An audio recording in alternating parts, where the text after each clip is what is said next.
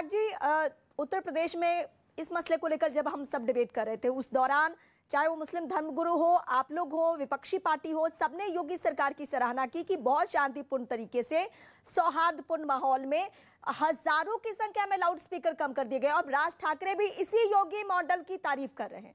अब आप क्या कहेंगे? देखिए रीमा जी, आपको भी कम से कम 1.5 साल तक सुबह से लेकर शाम तक यही भोपू आपको ही बजाना है। आपकी मजबूरी होगी, सवाल भी आपके वही होंगे जो आज आप पूछ रही हैं, जवाब भी हमारे वही होंगे जो आज दूंगा, कल भी वही दूंगा, फिर आपकी डिबेट इस पे होगी, फिर हजारों डिबेट आप करेंगे इस पे, हजारों डिबेट पे सवाल आपके वही होंगे, जवाब हमारा यही होगा जब तक चुनाव नहीं हो जाएगा 2024 का।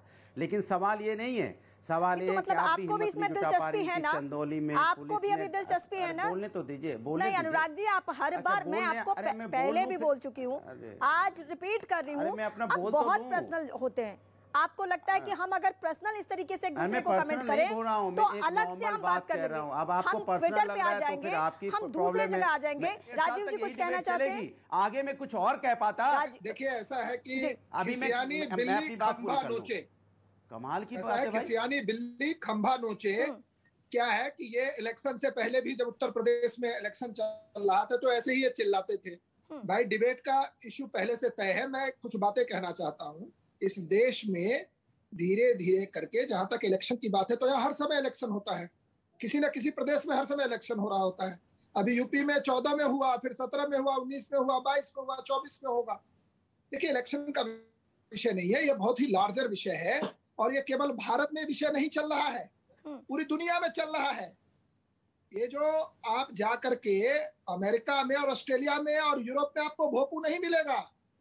एक दूसरी बात जो है कि और भी जो जैसे कर्नाटक में विषय शुरू हुआ, उसमें भी पूरी दुनिया में विषय चल रहा है। अब ये कहेंगे कि हमारे हिसाब से बात करो। ये योगी जी की सरकार में लॉ एंड ऑर्डर सिचुएशन अच्छा हुआ तो ये केवल 3 नाम ले लेंगे बीच में कि यहाँ, जिसमें एक केस में कन्विक्शन हो चुका है और 2 केस ट्रायल पर है, सब लोग जेल में हैं। आज जो विषय है कि महाराष्ट्र में एक बहुत बड़ा विषय है, क्योंकि हमारी पार्टी और एक दूसरी पार्टी ने इस विषय को उठाया है। कोर्ट्स में सारी बातें जा रही है। 2005 का सुप्रीम कोर्ट का जजमेंट है जो कहता है कि आप इस तरीके से नहीं कर सकते, और सब लोग कह रहे हैं कि उसी को इंप्लीमेंट करो। अगर योगी आदित्यनाथ जी महाराज ने उसको अच्छे से इंप्लीमेंट कर दिया और उसको राज साहब ठाकरे ने अपने स्पीच में कह दिया तो उसमें कौन सी बड़ी बात है? कल को कोई अच्छा काम समाजवादी पार्टी भी करेगी तो हम लोग भी अप्रिशिएट कर देंगे। अभी तक कोई ऐसा काम हुआ नहीं है, इसलिए हम लोग नहीं कर पाते हैं। अगर आपका कोई सवाल है तो पूछिए। साधना भारती, जिस तरीके से अभी इस डिबेट में ये सारी बातें निकलकर सामने आ रही है, क्या होगा? आप लोगों का अगला स्टैंड क्या होने जा रहा है? देखिए, क्योंकि देखिए चुनौती तो बढ़ी हुई है, परेशानी तो है। राज ठाकरे ने जिस तरीके से 48 घंटे का अल्टीमेटम दिया है, मैं पहले भी अपने दर्शकों के सामने दोहरा रही थी कि राज ठाकरे का राजनीति करने का एक अलग पैटर्न है। नहीं, देखिए आदरणीय रीमा जी, कोई बहुत बड़ा विषय नहीं है। राज ठाकरे जी की राजनीति कहाँ है? अब वो दोबारा महाराष्ट्र में आना चाहते हैं तो उनको क्या मिला है? उनको मिला है हिंदू मुसलमान धार्मिक उन्मादी। तो मैं तो बार बार कह रही हूँ ना, महाराष्ट्र से लगा हुआ मध्य प्रदेश की जो सीमा है वह बालाघाट जिला है, और उस जिले के अंदर एक लोधी डाली दमाए जो कि एक गौ रक्षक थे, उनकी हत्या विश्व हिंदू परिषद के गौ तस्करों ने इसीलिए कर दी थी क्योंकि उनकी गौ तस्करी के बीच में लोधी डाली दमाए आ गए।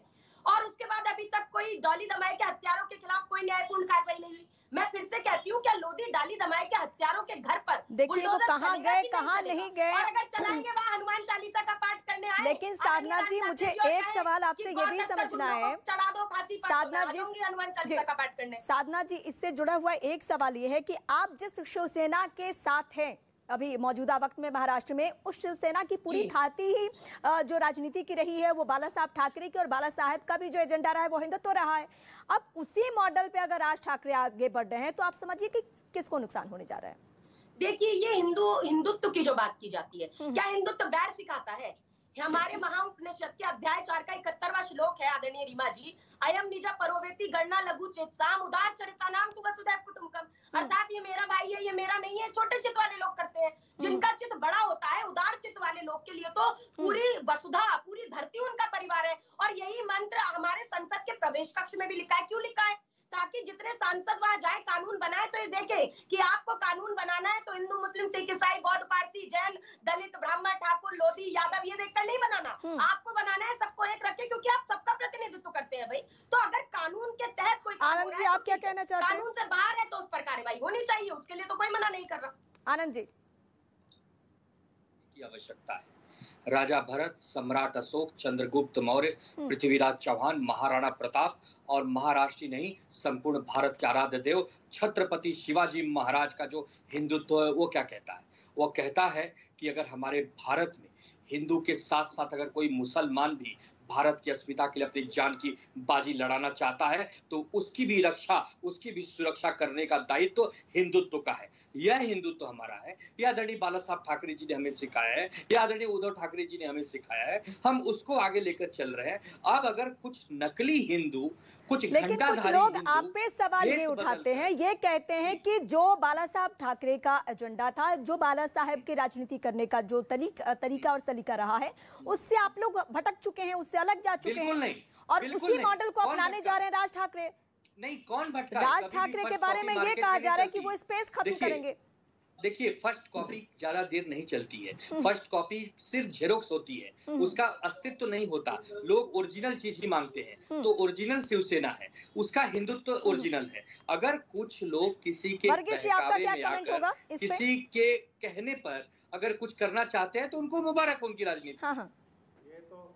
आनंद जी जिस तरह से बात करते हैं ना, अभी भी मुझे ऐसा लगता है कि किसी ने इनको लिख के दे दिया है और इन्होंने रट के बैठ गए हैं, बस यही बोलना है। ना किसी एकदम जैसे घोड़े को नाल लगा देते हैं ना, इस तरह से आनंद जी को लगा हुआ है, बस उतना ही देख रहे हैं जितना इनको दिखाया जा रहा है। पता नहीं कौन वो जेरॉक्स कॉपी कह रहे हैं, इनको वो नहीं दिख रहा जो पूरा राष्ट्र देख रहा है। महाराष्ट्र नहीं, पूरे राष्ट्र को दिखाई दे रहा है।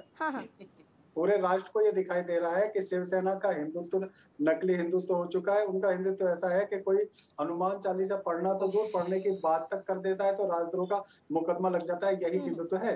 यही बाला साहब ने सिखाया था कि कोई हनुमान चालीसा पढ़े तो उसको राजद्रोह का मुकदमा करा के जेल में बंद कर दो। ठीक है, मैं आती हूँ एक बार। आप जी अनुराग भदौरिया, एक बार फिर से मैं अपना सवाल वही दोहराऊंगी कि जिस उत्तर प्रदेश में इस वक्त आप मौजूद हैं, उसी उत्तर प्रदेश को लेकर चर्चा कर रहे हैं राज ठाकरे और कह रहे हैं कि योगी मॉडल ही इलाज है।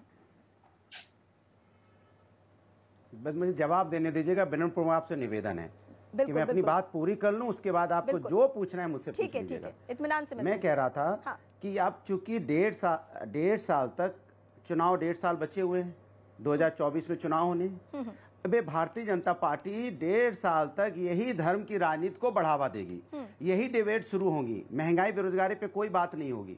ये जो बहस चल रही है, बहस का कोई मतलब नहीं है।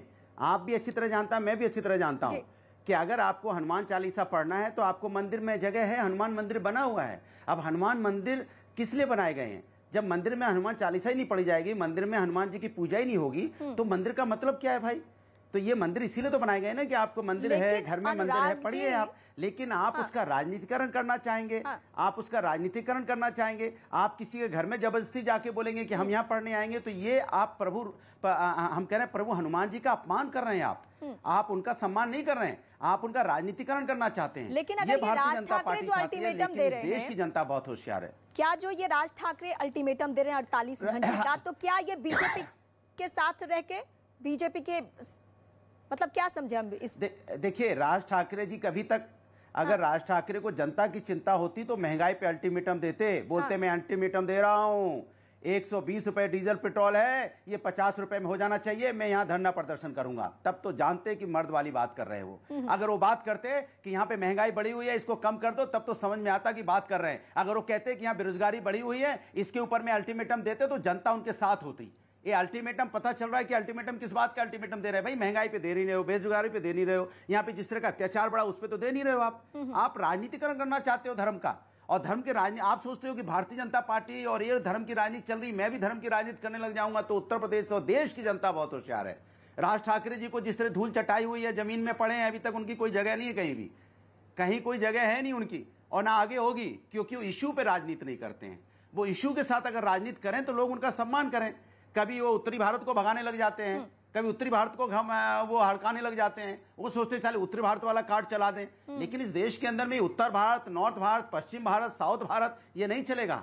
राष्ट्र एक है और राष्ट्र की समस्या एक ही है, महंगाई बेरोजगारी। उसकी बात करोगे तो राष्ट्र आपको एक्सेप्ट करेगा, वरना नहीं करेगा। और जहां तक आप उत्तर प्रदेश की बात कर रहे थे, तो उत्तर प्रदेश में योगी मॉडल की हालत यह है कि आप योगी मॉडल की तारीफ कर रही हैं, लेकिन देखिए किस तरह का हालत है चंदौली में। क्या हुआ, एक बेटी को घुस के पीट पीट के पुलिस वाले मार डालते हैं। ये मॉडल योगी जी का मॉडल है कि पुलिस पे FIR हो रही है कि आप दबिश के बहाने जाते हो उस बेटी की हत्या कर देते हो। एक बार नहीं, कई बार हो चुका। तो इस तरह के जो मॉडल को आप बोलोगे, और नहीं, मैं नहीं कह रही हूँ, मैं तो राज ठाकरे के हवाले से कह रही थी। की बात करोगे अनुराग ठाकुर, अनुराग भदौरिया, माफ कीजिएगा। अरे तो मैं अपनी बात कर रहा हूँ। और जहां तक मैं ये कह रही थी कि योगी मॉडल का जिक्र राज ठाकरे ने किया, मैंने नहीं किया है। योगी मॉडल का जिक्र राज ठाकरे ने किया और उन्होंने कहा कि लाउडस्पीकर क्यों हर बात लेती है। मैं आप नहीं, मैं यहाँ बता रही थी। अरे मैं बता रही थी, मतलब आप अपने ऊपर आप डिबेट के समय में आप मतलब आप अपने ऊपर मत लिया करो देवी जी, कृपया।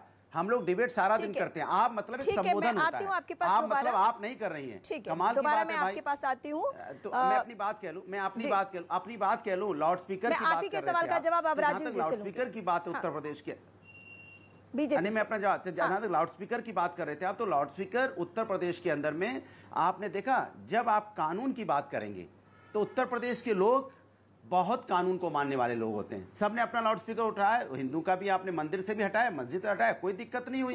दिक्कत तब होती है जब अली बजरंगबली करते हो, दिक्कत तब होती है जब शमशान घाट और कब्रिस्तान की राजनीति करते हो। तो क्या ये संभव नहीं है जो पैटर्न यूपी में अपनाया गया, जिस तरीके से आप भी तारीफ कर रहे थे या मुस्लिम धर्मगुरु जो है वो भी तारीफ कर रहे थे, तो क्या ये महाराष्ट्र के लिए संभव नहीं है जिस तरीके से यहाँ लाउडस्पीकर हटाए गए? ये चूंकि भारतीय नहीं तो वहां पे हो ये रहा है कि नवनीत राणा जैसे लोग वो कहते हैं हम किसी घर में जाके हनुमान चालीसा पढ़ेंगे। हम भी विपक्ष में यहाँ पे हैं, हमने तो नहीं बोला कि हम योगी जी के घर के सामने जाके हनुमान चालीसा पढ़ेंगे। ऐसी ओछी राजनीति तो नहीं कर सकते ना प्रभु राम के नाम पे। अरे हमें हनुमान चालीसा पढ़ने होगी, हनुमान पाठ करना हुआ, भव्य हनुमान मंदिर में पाठ करेंगे, अपने घर में अंदर पाठ करेंगे कि मैं जाऊंगा योगी जी के दरवाजे पे जाऊंगा कि हनुमान चालीसा पढ़ने जाना। इसके मतलब मैं हनुमान जी का अपमान कर रहा हूं, मैं राजनीति करना चाह रहा हूं। तो वहां महाराष्ट्र में ये लोग राजनीति कर रहे हैं, ये वहां पे लोगों के भले के लिए नहीं सोच रहे हैं, ये अपनी अपनी राजनीति चमकाने में लगे हैं जो देश के लिए अच्छा नहीं है। राजनीति महाराष्ट्र में हो रही है और इंपैक्ट देश पे पड़ रहा है, ये अच्छी बात नहीं है। ठीक है।